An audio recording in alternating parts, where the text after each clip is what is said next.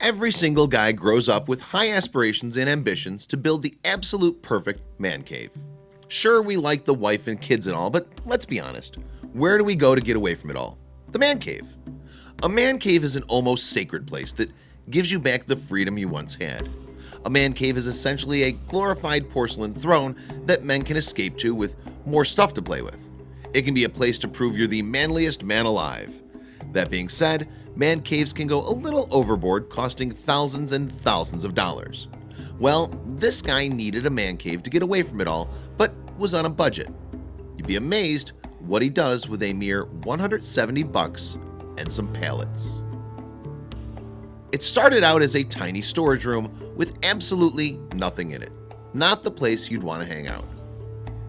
A local metal company was throwing away their shipping pallets, so he picked up about a dozen of these shipping crate walls for free. He then took a hand-drawn knife to give the boards a hand-cut look. Here, the boards are starting to cover the bare walls.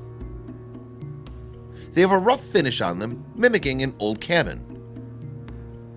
He had to be creative with some of the interior pieces. He'll create a false ceiling so the plumbing is accessible, and he needed a way to hide the support columns to stick with the design. Notice the hole in the wall leading to a storage room on the other side of the wall. Remember that for later. He decorated the fireplace with stones that he found on the side of the road, osel-free and fit the old cabin perfectly.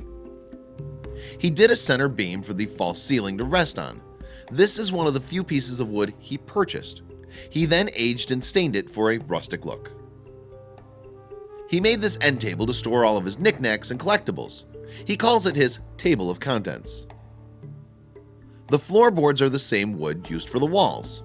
He ripped them down to 3 inches and cut the ends in a tongue and groove pattern. He wrapped the columns with faux support beams and added a lock joint for visual detail, giving this old cabin a hand-built look. The floor is complete. The room took about 6 weeks to complete, with at least half that time used scavenging for usable materials. The total cost in purchased materials was $107. The contents in the room are worth a lot more than that, but he'd been collecting them for his whole life. Take a look at the window. That's the hole that leads to the storage room. He used a high-definition graphic and made a faux window to look through. He actually installed a light behind the window that you can turn off to simulate night or day. Most of the furniture was made from free reclaimed wood. The fireplace is fake, but he put real burn marks in the floor on the stone. He also added a light and real ashes to give it a fireplace smell. Everything in the room is antique or vintage in some way. The scrapbook under the window is full of hunting pictures spanning from the 40s to the 60s. He glued the seams of the floorboards together but left it free from the concrete below. This makes the floor creak a little, mimicking a real old cabin floor. He skimmed the back side of the basement door with a 1/4-inch plywood to save on weight while keeping the exterior looking like a normal door. He plans on finding a very rustic doorknob to swap out.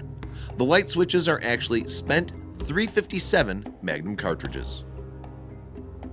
Even the pots and coffee kettles have authentic looking burn marks like they've been hanging over a flame. He's often asked what's in the table of contents.